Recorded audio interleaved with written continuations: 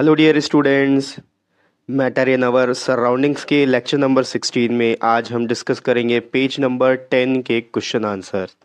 पिछली वीडियो में हमने पेज नंबर 9 के क्वेश्चन आंसर्स को डिस्कस किया था। अगर आपने वो वीडियो नहीं देखा है तो इस वीडियो के डिस्क्रिप्शन बॉक्स में आपको प्रीवियस वीडियो का लिंक मिल जाएगा, आप उसे ज़रूर देख लीजिए। चलिए स्टार्ट करते हैं। देखो, जो पहला क्वेश्चन दिया हुआ है पेज नंबर 10 पे ये है। अच्छा, मैं एक चीज़ आपको बता देता हूँ कि इसमें जितने सारे क्वेश्चन दिए हुए हैं पेज नंबर 10 में, ये सारे के सारे इवापोरेशन से रिलेटेड है। और इवापोरेशन का कॉन्सेप्ट हम पहले ही क्लियर कर चुके हैं, हमने लेक्चर में डिस्कस किया हुआ है। अगर आपने वो वीडियो नहीं देखा है तो इस वीडियो के डिस्क्रिप्शन बॉक्स में आपको प्लेलिस्ट का भी लिंक मिल जाएगा। चैप्टर 1 का जो प्लेलिस्ट है उसका लिंक मिल जाएगा, आप जाके देखेंगे। सीरियल वाइज सारे लेक्चर के वीडियोस आपको मिल जाएंगे, आपको इवापोरेशन का भी वीडियो मिल जाएगा। तो पहले अगर आपने वो वीडियो नहीं देखा है तो बेहतर है कि पहले आप वो वीडियो देख लीजिए, क्योंकि अगर इवापोरेशन का कॉन्सेप्ट आपका क्लियर होगा तो ये सारे क्वेश्चंस आपको आसानी से समझ में आ जाएंगे। ठीक है, चलिए स्टार्ट करते हैं। जो पहला क्वेश्चन यहाँ पर दिया हुआ है, why does a desert cooler cool better on a hot dry day. देखो, जब गर्मी का मौसम होता है, मौसम बहुत सूखा होता है, बहुत गर्म होता है, उस समय जब हम एक डेजर्ट कूलर यूज़ करते हैं तो वो बहुत ही अच्छे तरीके से अपने हमारे कमरे को ठंडा कर देता है। ऐसा क्यों होता है? आंसर देखिए दिया हुआ है, the outer walls of the cooler get sprinkled by water constantly. देखो, जो कूलर का जो बाहरी हिस्सा होता है, ठीक है, जो खस होता है, अपन बोलते हैं खस, ठीक है, कूलर के चारों तरफ जो पैकिंग होता है, सामने की तरफ तो फैन होता है लेकिन बाकी की 3 तरफ जो पैकिंग होता है वहाँ पर खस डला हुआ होता है, वो लगातार पानी के कांटेक्ट में रहता है। हम जब कूलर चलाते हैं तो उसमें पानी भी डालते हैं और पंप को हम ऑन भी करते हैं, उसका स्विच होता है, पंप को ऑन करते हैं तो लगातार वाटर जो है उसके वॉल्स में, कूलर के वॉल्स में स्प्रिंकल होता रहता है, यानी कि वहाँ पर छिड़काव होता रहता है, पानी गिरता रहता है उससे। This water evaporates due to the hot dry weather. अब ये जो पानी है ये इवापोरेट होने लगता है। इवापोरेट क्यों होता है? क्योंकि कमरे के आसपास जितना भी टेम्परेचर है वो बहुत ज़्यादा टेम्परेचर होता है, बहुत गर्मी होता है, बहुत सूखा होता है, जिसकी वजह से वो जो कूलर का पानी है वो इवापोरेट होने लगता है। कौन सा पानी? जो कि आपके कूलर के वॉल में जो खस है, ठीक है, चारों तरफ उस खस, सॉरी तीनों तरफ, उस खस से टपक रहा है कूलर के अंदर ही, लेकिन क्योंकि बाहर का मौसम गर्म है इस वजह से वो पानी इवापोरेट होने लगता है। और हम जानते हैं कि जब भी इवापोरेशन होता है तो जिस जगह से वाटर ड्राई अप हो जाता है वहाँ पर ठंडा हो जाता है। तो आगे यहाँ पर दिया हुआ है, evaporation causes cooling of inside air of cooler.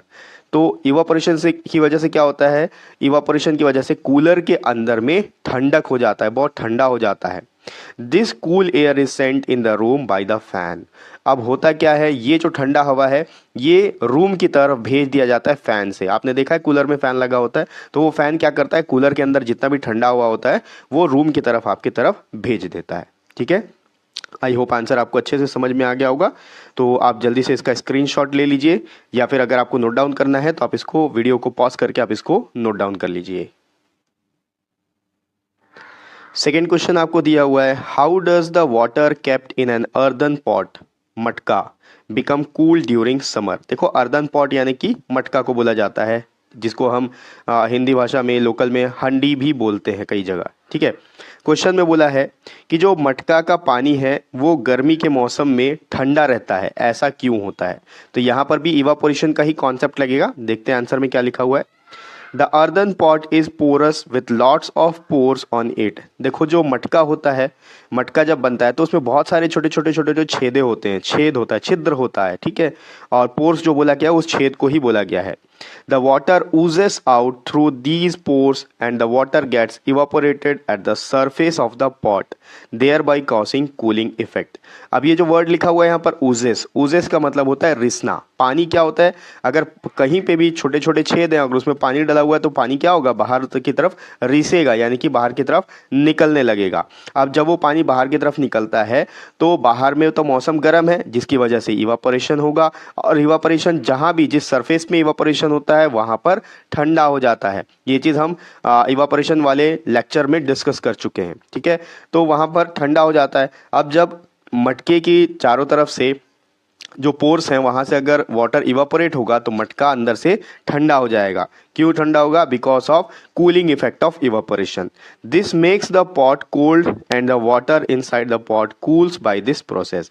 इसी वजह से जो मटका होता है वो ठंडा हो जाता है और मटके के अंदर जो पानी होता है वो पानी भी इसी प्रोसेस की वजह से ठंडा हो जाता है। ठीक है, तो जल्दी से आप इसका स्क्रीनशॉट ले लीजिए या फिर पॉज करके नोट डाउन कर लीजिए, फिर अगला क्वेश्चन देखते हैं। थर्ड क्वेश्चन में बोला है why does our palm feel cold when we put some acetone और पेट्रोल और परफ्यूम ऑन इट। देखिए, पाम मतलब आपका हथेली हो गया। जब हम अपने हथेली में पेट्रोल डालते हैं या एसीटोन डालते हैं या कोई परफ्यूम छिड़कते हैं, एसीटोन मतलब आप समझ लीजिए, आपने देखा होगा लड़कियां खासकर नेल पॉलिश यूज़ करती हैं तो नेल पॉलिश को हटाने के लिए एक रिमूवर का यूज़ करती हैं, तो वो भी एक एसीटोन है। ठीक है, तो ये चीज़ जब आप कोई पेट्रोल को, परफ्यूम को या एसीटोन को अपने हथेली पे रखेंगे तो जितने दूर में वो रहेगा पेट्रोल या एसीटोन, उतने दूर में आपको ठंडा लगने लगेगा। ऐसा क्यों होता है? देखिए, इसके पीछे भी सेम रीज़न है, कूलिंग इफेक्ट ऑफ इवापोरेशन। हमने ये पार्ट डिस्कस भी किया है लेक्चर में। आंसर देख लेते हैं क्या दिया हुआ है। एसीटोन, पेट्रोल और perfume evaporate when they come in contact with air. देखो, जो एसीटोन होता है या पेट्रोल होता है या परफ्यूम होता है, जैसे ही ये एयर के कांटेक्ट में आता है ये इवापोरेट होने लगता है। तो अब अगर आप उसको हथेली में रखोगे तो तुरंत से वो हवा में कांटेक्ट में आएगा और वो इवापोरेट हो जाएगा। तो जैसे ही इवापोरेट होगा तो जितने जगह से वहाँ से उसके ड्रॉपलेट्स इवापोरेट होंगे वो जगह ठंडा हो जाएगा।